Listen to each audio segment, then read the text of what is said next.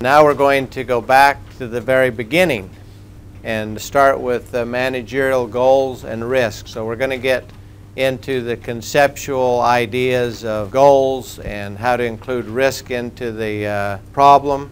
And then we're going to also look at conceptually the idea of leverage and how much debt you should incur relative to the equity you have and the assumptions by which that is concluded.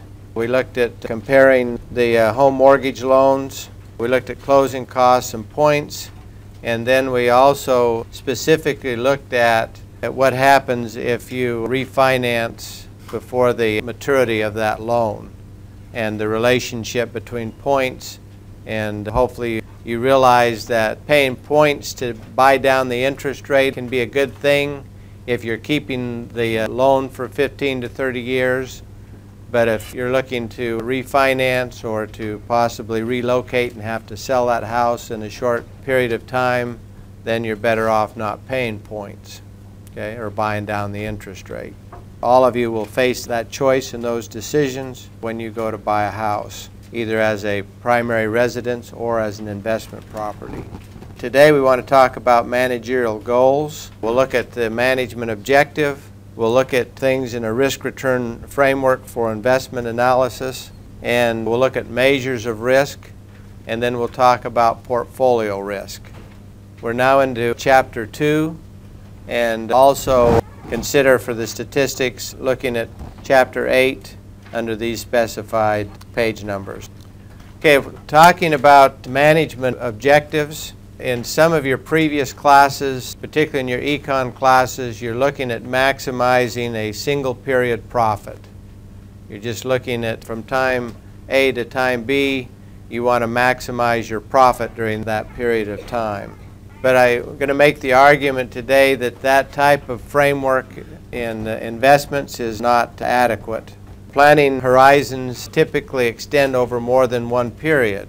For example, when you buy land, you're not buying that land to use it one period and then dispose of it. You're looking at the productivity of that land for multiple years, and in fact you recognize that that land has value through perpetuity. And so you can't just buy the land based on the value or the crop production in 1 year. And that's also true of equipment. If you buy a tractor, most tractors you don't buy this year, produce one crop, and then dispose of it. Okay, that's not what happens. You typically buy that tractor with the anticipation that you may get 10 years of use out of it, maybe 15. So this idea of just looking at what's best in one period is definitely not adequate. Moreover, if you're just looking at a single period profit, you're ignoring risk. Most investments have risk involved, and most individuals are risk averse. That means that if you're going to take risk, you have to be compensated for taking that risk. You don't just take a risk just for the fun of it. There are exceptions to that, but most people are definitely risk averse. If you were looking at an investment in cotton versus spinach production, the cotton production is risky, but at least in the cotton production you can buy crop insurance and there's government support prices to contain that risk. Whereas in spinach it's a little more open market, and there's times in the valley or near Uvalde where some years, you know, they may make $3,000 or $4,000 an acre from growing spinach, but maybe the next 2 or 3 years they plow it under because there's no market for it. Okay? So there's greater risk, and that has to be accounted for in your decision on whether to grow cotton or spinach. You can't just look at the expected profit, you have to look at the underlying risk associated with it. When you're dealing with investments, your outcome of your decisions are very dependent on future events. If you grow spinach and the California markets don't come online, or they have a bad season, and you're growing spinach in Texas, you may be very wealthy that particular year. On the other hand, if the spinach production in California comes on early, you may plow it up because there's no market. And those events are out there, but you don't know for sure what's going to happen with the weather or the spinach production in another area. So the outcomes of your decision and your investment depends on future events. of which you can forecast or estimate, but you don't know for sure what those events will be. The bottom line is, after this discussion, instead of just maximizing single period profit, just say I'm going to take the investment that maximizes my profit, we have to include in our decision making this elements of time and risk. And in fact, most of this class has been geared towards teaching you how to account and to accommodate for time in an investment decision. And in the next few lectures, basically we're going to add this component of risk. Okay, in the capital budgeting we talked a little bit about that, but ultimately relied on just adding a risk premium to the discount rate to account for some of that. But now we're going to actually talk about conceptually how to view risk. Okay, because time and risk have to be included in our managerial goals, instead of maximizing single period profit, let's maximize expected utility. Okay, utility is a word that basically reflects the satisfaction of the investor. And we're going to say that this expected utility is a function of the expected profit, but it also is a function of the risk. And as we could expect, the greater the expected profit, the happier we are. But the more risk that's involved, the less happy we are. So here we've now structured, as we always do in an economic paradigm, is that we have trade-off. And you'll see that there's a trade-off between the profit and risk, and then that affects the utility or satisfaction of the investor.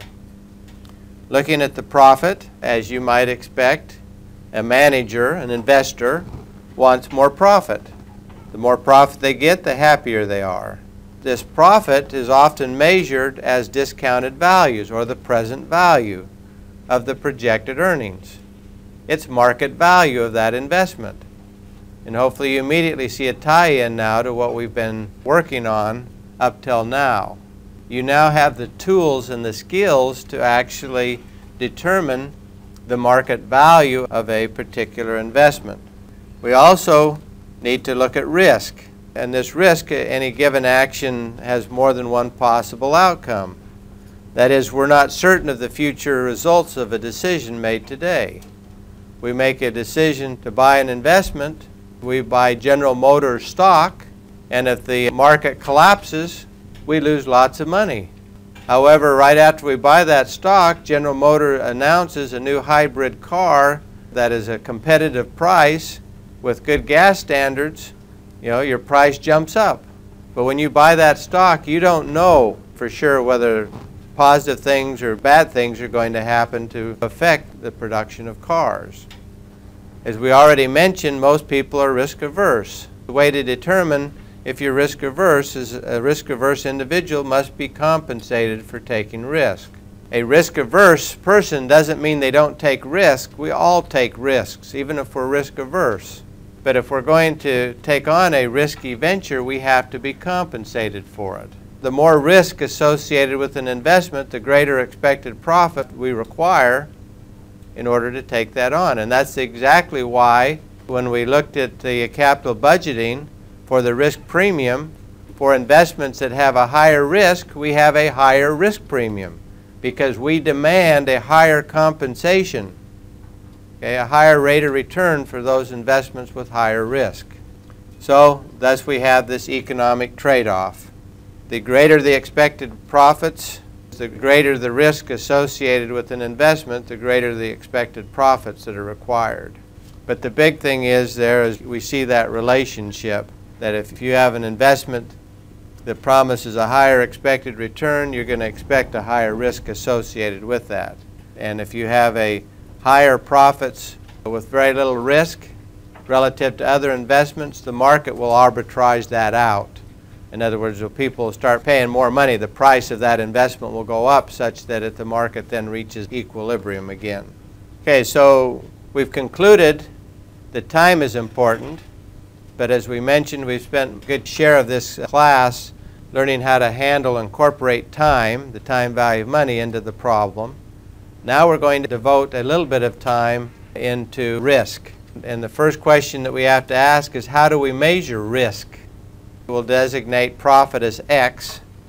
As we've mentioned before, it depends on future events that might happen. But these future events are uncertain. We don't know what the future is going to bring. We have expectations, but we don't know for sure. And these expectations of future events can be written as a probability distribution. So now we're getting into statistics. And don't fear, because this is not a statistics class, and we're going to keep it about as basic as you can get. And all of you have had these materials, so it's just a review. This expectations can be written as a probability distribution, and also can be written as a cumulative distribution function. And we'll see some of these. This chart represents a probability distribution where you see along this x-axis, you see profits. And you see on the vertical axis, you see the probability of receiving that profit. And you can see that there's about a 14% chance of receiving $100 on this particular investment. You can also see that there's a 2% chance of getting somewhere in the 70s. And there's also a 2% chance that you might even get something around 120,000. And this is a discrete probability distribution. As you know, for those of you in the statistics class, it doesn't have to be discrete. We could have a continuous function. In this class, we'll keep them primarily discrete so that they're easy to handle. So this probability distribution basically assigns probabilities to a numerical description of outcomes. As we've already noted, we said that we have 14% chance of getting $100. This reflects an investor's expectation of outcome. It's not an actual fact. It's just what the investor's expectation is. And then the statistical measures can be derived from this distribution. And if you think this is hard to do, I could sit down and take any one of you here, and we could actually calculate the probability distribution of your grade in this class, where the outcome is A, B, C, D, or F. And interestingly, this is what's important, the probability distribution of your grade in this class would be different for each individual, because each of you have different expectations based on the knowledge that you have of this class, of other people that you've talked to that have taken this class, and of your background and your experience that you've had in taking econ or finance classes. So your expectations are going to be individual. Also, we can take that chart that's on the previous page, the probability distribution, and we can rearrange that into a cumulative distribution, which ranks the outcome values from the lowest. In this case, you see it's around 78 with its probability. And then we rank the values from the lowest to the highest, keeping the associated probabilities intact. In other words, we're just adding the probabilities of each of these outcomes. You can see that there's a 100% chance that we're going to have something between 0 and the highest level of 127. Now, from these probability distributions that we can derive, there are some risk measures that can come from this. I mean, that's what we set out to do at the beginning of the class, was to come up with measures of risk. Well, these measures of risk come from the investor's probability distribution or expectations of the outcome of that investment. And we can actually come up with some measures. Now, the one most common that you're familiar with is the expected value. Now, it's sometimes referred to as the mean, or it basically is measuring the central tendency. In terms of notation, we could do this as E as our operator, with X representing profit, or we can just take this X, which is profit, and put a bar over top of it. Okay, those are common ways of denoting in notation the mean or the expected value. Another measure that we can obtain from the distribution is the variance. And this variance is the dispersion around the mean. And the greater that dispersion is, of course, the more risk is associated with that investment. The tighter that dispersion, the less risk is associated with it. In terms of notation, we can call it the var of this X, Or, which is very common, we can use the Greek alphabet, sigma, taking the lowercase sigma and putting the x as the subscript representing profit, and we square it. So the sigma squared is the common notation for variance. And we can also calculate the standard deviation. The standard deviation is nice because we just take the square root of the variance. So once we calculate the variance, the square root is easy to obtain because we just take the square root. And the notation, we can do the SD for standard deviation of profit, or it's very common notation to take the sigma in the Greek alphabet, and just the sigma, not squared, just the sigma. And of course the subscript representing the variable that we're looking at. And the fourth measure that we can use is the coefficient of variation. And it's just a way of normalizing the risk. So if we're comparing the standard deviation or risk between two investments, the units are different. It's hard to compare apples to oranges. And the way that we get them so that we can compare them is we standardize it or normalize it by taking the standard deviation and dividing by the mean. So it becomes the risk relative to the expected profit. And that can be written, or as notation, just be CV for coefficient of variation for the variable in this case, which is x, which is profit. Okay, in terms of the calculation of the mean, in this case using discrete outcomes and discrete probabilities, and looking at where x is the profit, and the subscript n represents the nth possible profit outcome. So we have n number of discrete outcomes denoted as this x subscript n. And this p represents the probability, where this n represents the outcome. So it's the pn is the probability that this xn is going to occur. That's our notation. So we take the nth outcome, multiply by the probability of that outcome, and then we do that for each of the outcomes over the n possibilities, and the summation means we sum all those up, and that gives us then our mean. So arithmetically, after you do this once, it's pretty straightforward. If you look at the variance, where we're using the same notation, okay, we take the nth outcome and we subtract out the mean. So we're getting basically the difference between the outcome and the expected value. We square it, and then we multiply by the probability that this nth outcome will occur. And then we do this same formula for every possible outcome, sum them up, and that gives us our variance. To come up with the standard deviation, we've already stated that we take the variance and we take its square root, and that gives us our standard deviation. So once we do the variance, the square root is easy to obtain. And to calculate the coefficient of variation, we just take the standard deviation and we divide it by the mean. So basically the coefficient of variation is the unit of risk for every dollar of profit. And that allows us then to compare spinach with cotton, because we're looking at, for every dollar of profit in cotton, what's our level of risk? And for every dollar of spinach, what's our level of risk?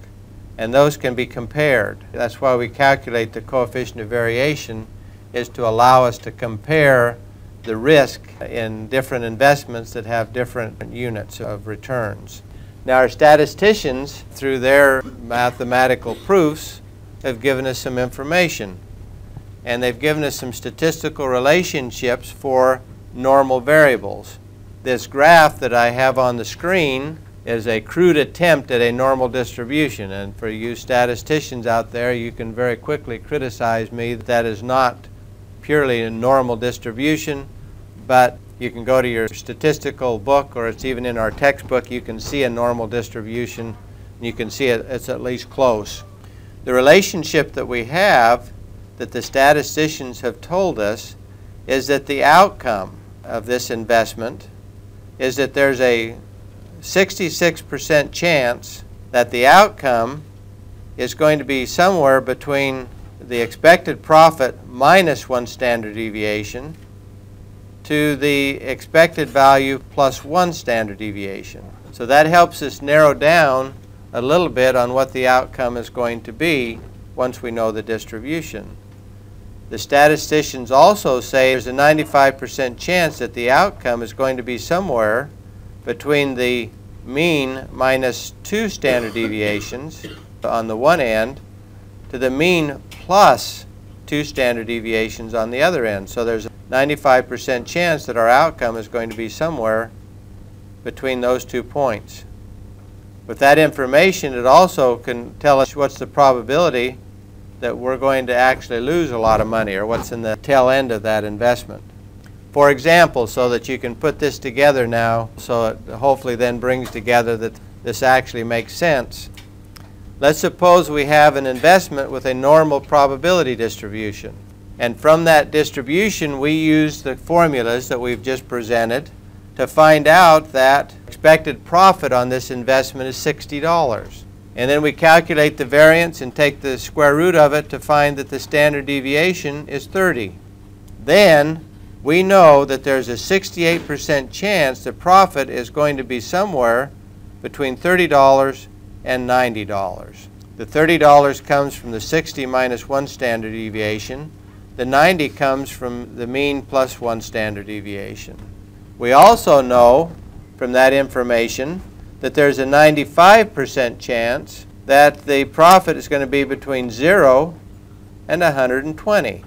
The 0 coming from the mean minus 2 standard deviations, the 120 coming from 60 plus 2 standard deviations. So it gives us at least some idea. If I just said, well, you're going to get $60 from that investment, well, not really, because there's a 95% chance it might be somewhere between, you might get 0. In this normal distribution, there's a 2.5% that you may lose money. All of that can be gained from this probability distribution. I used to give numerical examples and work through this tediously through class, but the majority of students fell asleep on it, so I quit doing that. I'm going to have you read it, this information that's in your handouts, called Calculating Statistics. And that's where I go through a problem and give you the distributions and work out the mean, work out the variance, the standard deviation, the coefficient of variation. So you can use that as your example, and also in your text an example of using the mean and the variance.